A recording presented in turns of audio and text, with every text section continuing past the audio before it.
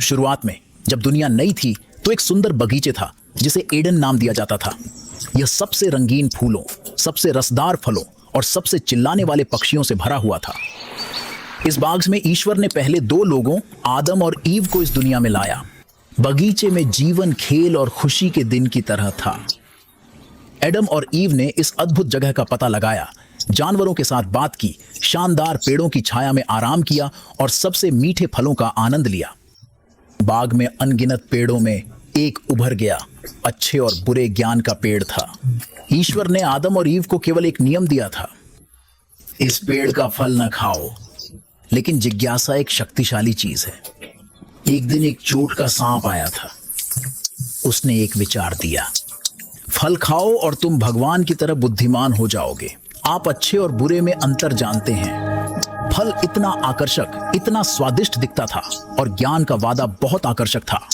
Ewe ने फल लिया और एक कौर खाया। उसने कुछ एडम को दिया, जिसने भी खाया। लेकिन जिस पल उन्होंने फल का चखा, उसकी आंखें उस तरह खुल गईं जिसे वे उम्मीद नहीं कर रहे थे। वे चीजों को अलग तरीके से देखने लगे और महसूस किया कि उन्होंने ईश्वर की अवज्ञा की है। उन्हें भय और शर्म महसूस हुई, भावनाएं जिन्हें वे बगीचे के आनंद में कभी नहीं जानते थे। जब परमेश्वर को पता चला कि उन्होंने क्या किया है, तो वह उनकी अवज्ञा से बहुत दुखी हो गया। परिणाम स्पष्ट था, वे अब एडन में नहीं रह सकते। बागवान छोड़ना मुश्किल था।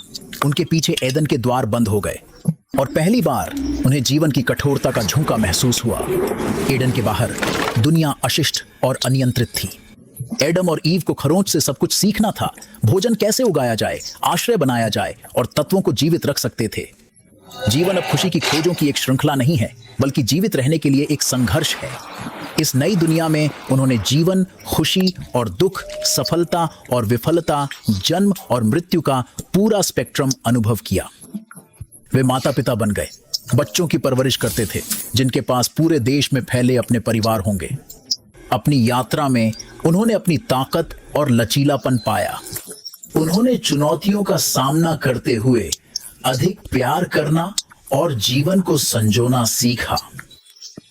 उन्होंने अपने बच्चों को एडन की कहानियां सिखाई, अच्छे विकल्प बनाने और अपने कार्यों के परिणामों के साथ जीने का महत्व सिखाया। धन्यवाद। अगले साहसिक कार्य में मिलते हैं।